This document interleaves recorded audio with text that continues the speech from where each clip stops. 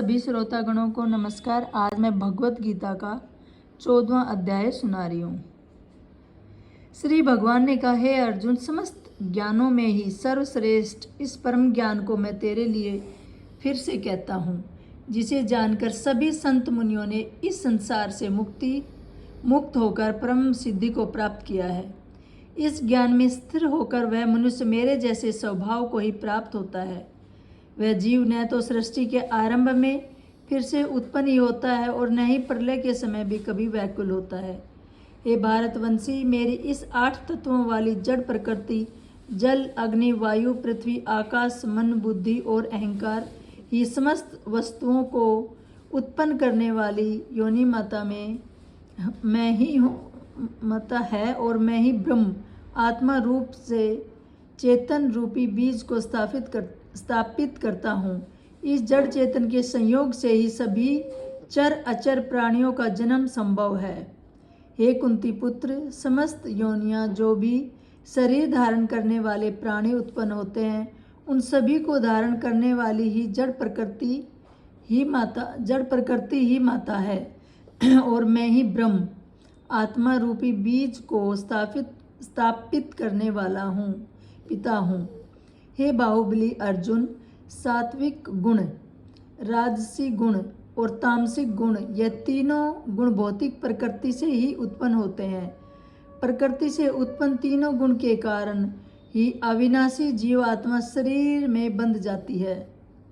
हे निष्पाप अर्जुन, सतोगुण अन्य गुणों की अपेक्षा अधिक शुद्ध होने के कारण पाप कर्मों से जीव को मुक्त करके आत्मा को प्रकाशित करने वाला होता है, जिससे जीव सुख और ज्ञान के अहंकार में बंध जाता है।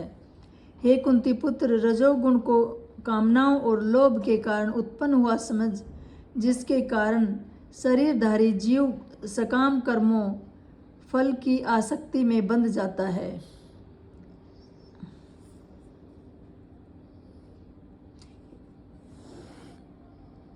भरतवंशी, तमोगुण को शरीर के प्रति मोह के कारण अज्ञान से उत्पन्न हुआ समझ, जिसके कारण जीव प्रमाद, पागलपन में व्यर्थ के कार्य करने की प्रवृत्ति, आलस्य, आज के कार्य को कल पर टालने की प्रवृत्ति और निद्रा, अचेत अन्यथा में न करने योग्य कार्य करने की प्रवृत्ति द्वारा बंध जाता है। हे अर्जुन, सतोगुण मनुष्य को सुख में बांधता है, रजोगुण मनुष्य को काम क्रम में बांधता है और तमोगुण मनुष्य के ज्ञान को ढककर प्रमाद में बांधता है।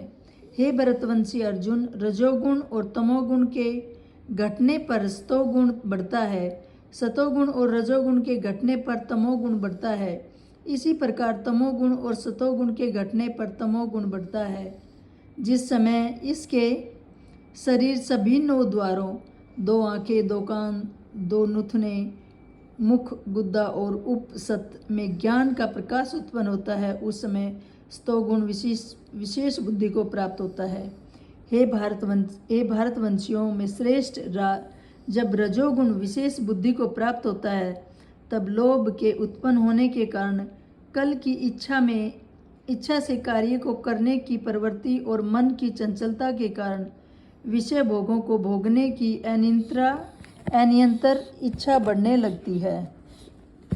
हे कुंती पुत्र, हे कुंती वंशी अर्जुन, तब तमोगुण विशेष बुद्धि को प्राप्त होता है, तब अज्ञान रूपी अंधकार, कर्तव्य कर्मों को न करने की प्रवृत्ति, पागलपन की अवस्था और मोह के कारण न करने योग्य कार्य करने की प्रवृत्ति बढ़ने लगती है।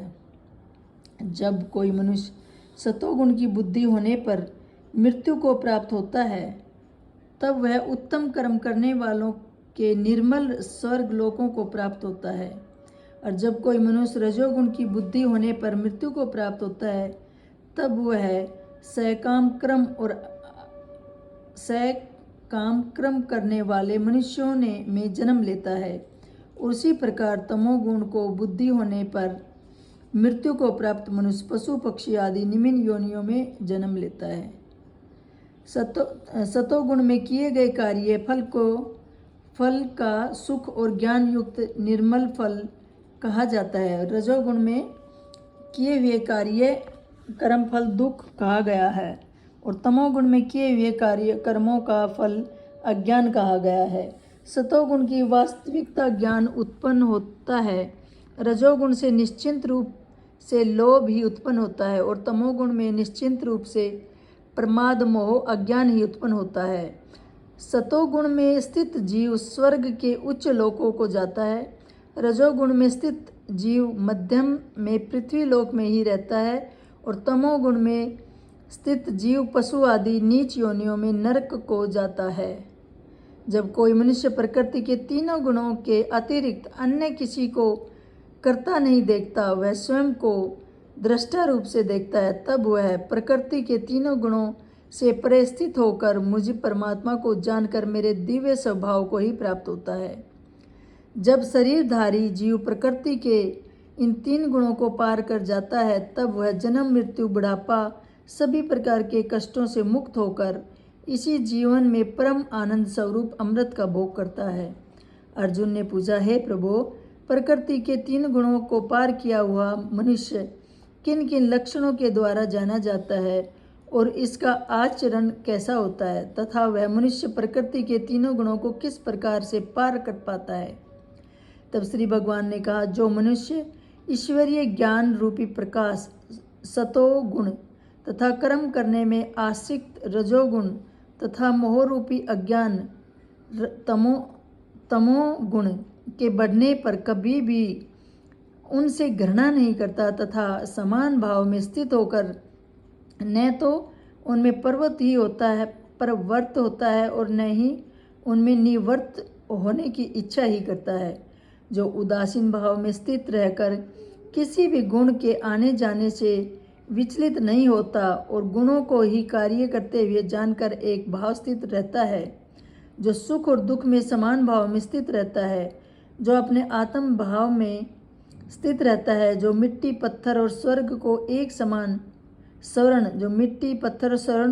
समान समझता है, जिसके लिए न तो कोई प्रिय है और न ही कोई अप्रिय होता है, तथा जो निंदा और स्तुति में अपना धीरज नहीं खो पाता, जो मान और अपमान को एक समान समझता है, जो मित्र और शत्रु के पक्ष में समान भाव रखता है, तथा जिसमें सभी कर्मों के करते हुए भी कर्तापन का भाव नहीं रखता, ऐसे मनुष्य को प्रकृति के गुणों से अतीत कहा जाता है। जो मनुष्य हर परिस्थिति में बिना विचलित हुए अन्य भाव से मेरी भक्ति में स्थिर रहता है, वह भक्ति प्रकृति के तीनों गुणों को अति शीघ्र पार करके ब्रह्मा पद पर स्थित हो जाता है। इसी प्रकार ये 14वां अध्याय समाप्त हुआ।